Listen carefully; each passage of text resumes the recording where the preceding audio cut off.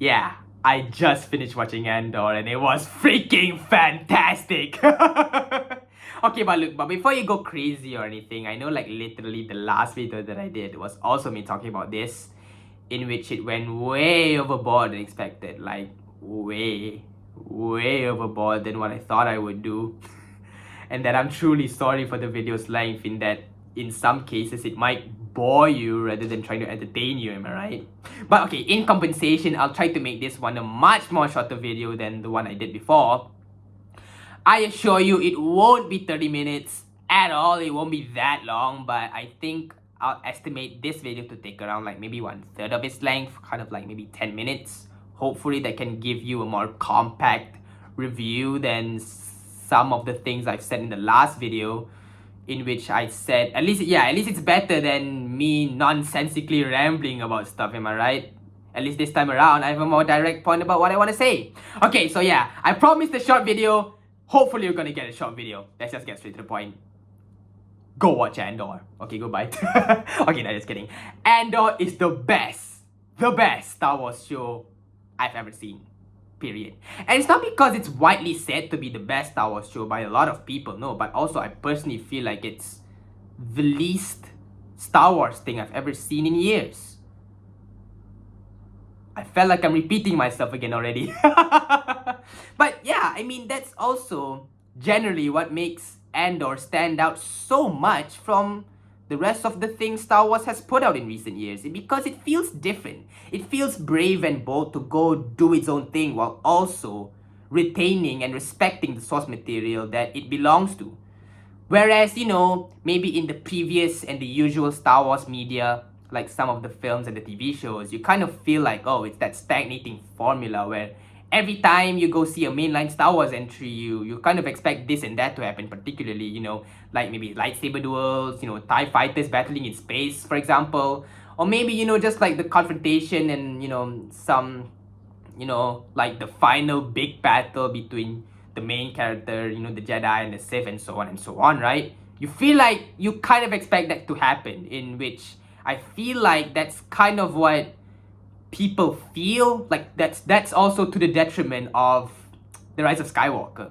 In like, people kind of expect, like fans kind of expect what they think they've already seen before, and it keeps repeating itself. Whereas for Andor, none of that at all. None. You feel like you're already seeing something different. It's still the same universe, but it feels like you're already seeing something different from the get-go all the way until the finish. Yeah. There's no mentions about Jedi, there's no references about Sith Lords and stuff like that. There's no mentioning Darth Vader in the show, and when there are references to legacy characters in this, and I feel like it's pretty minimal, it also feels very essential to the show.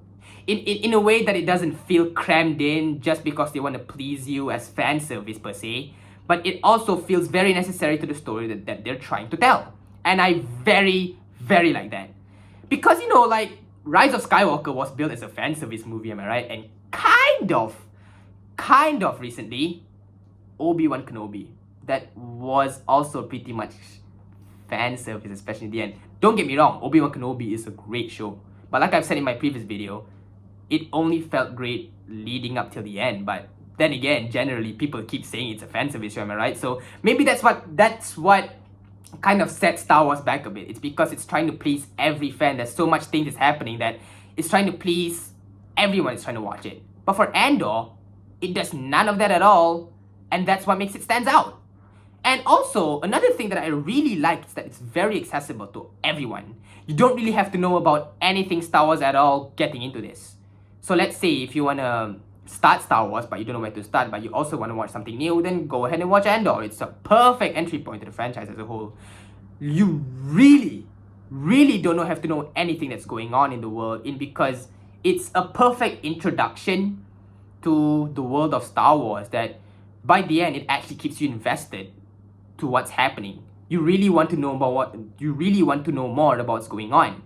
And I feel like if you also make Andor as your entry point to the Star Wars franchise, it's also pretty good in a way, because in a way, when you watch Andor and you want to wait for season 2, maybe, you tend to watch Rogue One, because Andor is the prequel to Rogue One, and Rogue One is the prequel to A New Hope. And from then on, you can watch the entire trilogy, the entire 9 films, the entire 9 movie collection. It's actually really good if you actually start from this one. But if you also are a Star Wars fan, but you haven't watched this show at all, now is the time for you to watch it. I cannot recommend you to watch this show enough.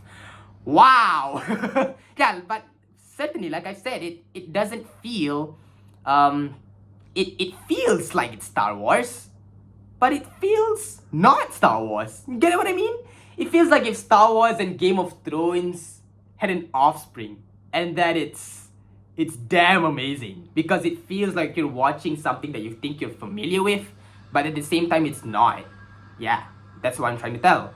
And I feel like also the maturity and the grit that this story tells, it's vastly different, because there's no Princess Leia to save the world. There's no Han Solo. There's no Han Solo piloting the Millennium Falcon in a journey to make it to the end. No, that's not all that. This show is entirely centered around the people, and that is what really makes it a shining point for me, especially because in previous Star Wars media, there's like all these larger than life characters that like you tend to get wowed to, but for Andor, you really feel like that person is you. You actually relate to that character a lot more than the usual characters. Sure, Luke Skywalker is an iconic and legendary character, but Cassian Andor could also be the newest iconic character in the Star Wars franchise as a whole. And because he comes from a background that many people can also relate to, and you feel like, oh, suddenly all of a sudden, you also feel like you belong to that world. And you also feel like you share some similarities with a lot of the characters, and you relate to what they feel. And you don't get that in Star Wars movies nowadays. Star Wars is known to be this big franchise that revolves around these big characters, but Andor actually feels more intimate and smaller in scope, although it's an epic story. It's an epic story of rebellion, of the Rebel Alliance. But still, the Rebel Alliance consists of people that actually feel like you. Get what I mean? Yeah. And because of that, it actually stands out a lot more. I mean, I want to say more about the tone, but I feel like I've already said that a lot in my previous video, so you can watch that if you want to. But okay, let me just say this. Yeah, the tone, again, like I've said, it's gritty, it's mature, it's dark, it's complex. But that really what drives me and invests me in this story is because, okay, the character development in this is also one thing to factor in to the story. It's because Cassian Andor, Bix Caleen, all the other residents in Ferrix, and even the side characters as well did an amazing job. Diego Luna, I think, delivers an outstanding performance as Cassian Andor that I think he's probably the newest Star Wars favorite ever. I mean, obviously, he's in Rogue One, but Rogue One was more of, Jyn Erso leading the team, am I right? But this is Andor's story. This is mainly Andor. Andor was a side character in Rogue One, now it's his story. And he just... It's awesome. It's awesome. Like, you just have to watch the show to get what I mean. If you have watched the show, then you know exactly what I mean. But yeah, I feel like this is just, from a journey of a small hero to becoming the rebellion, to becoming a part of the rebellion, which is destined to go against the biggest enemy that they ever face, which is this larger-than-life entity that no one fears. Everyone fears. No one fears. What am I talking about? Yeah.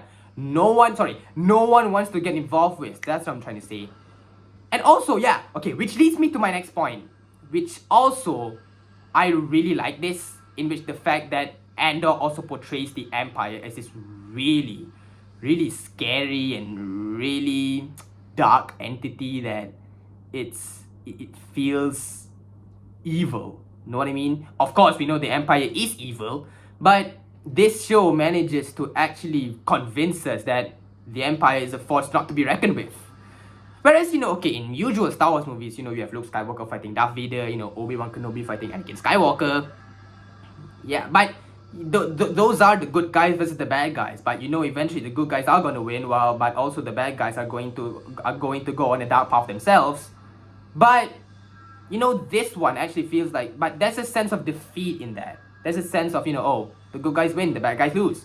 Andor actually feels like the bad guys might actually win for real this time. You actually feel that kind of tension. You feel that suspense. You feel that, oh, this is not really the Imperial or the Empire stuff that I thought I knew. This just gives me a whole new perspective that I think I've never even thought of before. That's how great it is. That's how, like, it opens your eyes. It really opens your eyes to feeling like, you know, retrospectively, you feel like, whoa, Darth Vader could be the most scariest Star Wars character ever. Now, I know Darth Vader isn't in Andor, but still, you tend to think, especially after you've watched the show, maybe, you tend to, like, think a bit more deeper and feel like, whoa, actually, Darth Vader could be like a horror character or something, yeah. Because there's so much, like, weird and cunning political machinations that operates the Empire as a whole, but, like, it also kind of factorizes in, you know, like, how destined they are to, you know, reach this common goal in which they kind of want to wipe out the galaxy just to search for Cassian Andor. But then again, that mission leads to an even bigger mission that you'll soon see in the mainline Star Wars movies. That I feel like it's also a really impressive way of trying to, you know, it's a really impressive way of trying to set things up. And yeah, because of that, it has some of the most nail-biting, suspenseful action I've ever seen in a Star Wars show, really. But then again, like I've said before, I haven't seen Clone Wars, so maybe. But I feel like this is... Okay, Clone Wars is another thing. This is the best live-action Star Wars show. But I think this is also, for me, the best Star Wars show in any media, period. So, okay, alright. Okay, see? Know what I'm talking about. So, yeah. You should go watch Andor on Disney Plus if you can, because I feel like this is a show I feel like you can't miss. Even if you are a Star Wars fan, you are a non-Star Wars fan, you can definitely enjoy this. And who knows, if you are a non-Star Wars fan, this may be the perfect, like I've said, this may be the perfect entry point for you to begin with. And you can be unlocked into a whole new universe that maybe you might not know that exists before you. Who knows? Yeah. But if you are a Star Wars fan, but you just haven't watched this show, then you know exactly what I mean. Go and watch this show. Then rewatch Rogue One, maybe. Okay, anyway, that's all from me. Thank you very much for watching. Oh wait, I just realized I'm wearing a Darth Vader t-shirt now. Oh my god! I'm wearing a... Yeah, I'm wearing a Darth Vader t-shirt. I literally just realized this. This is... Oh, okay, anyway. Okay, yeah, the kind of sounded fake, am I right? But yeah, no, look, this is kind of a smart design, I feel like. I actually bought this that day when I was in Bangkok. Okay, anyway. Anyway, thank you so much for watching this video. I hope you enjoyed this.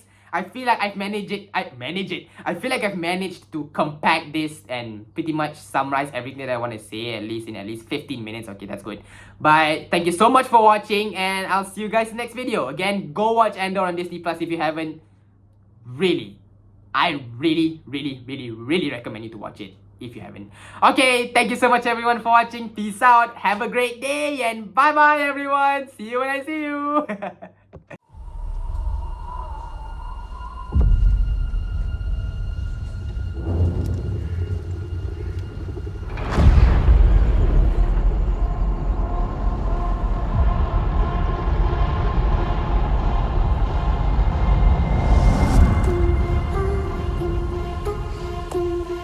To steal from the Empire? You just walk in like you belong. They're so proud of themselves. So fat and satisfied. They can't imagine that someone like me would ever get inside their house. Cassian Andor. The Empire is choking us so slowly. We're starting not to notice. What I'm asking is this. Wouldn't you rather give it all to something real?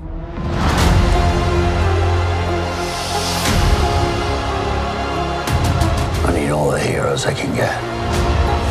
For the greater good. Call it what you will. Let's call it war. There's fermenting out there, son. Pockets of fermenting.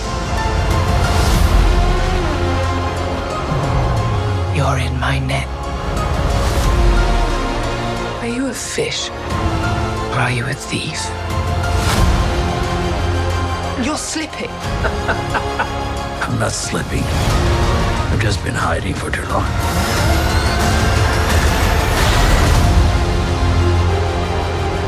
As long as everyone thinks I'm an irritation, there's a good chance they'll miss what I'm really doing. What are you really doing? This is what revolution looks like.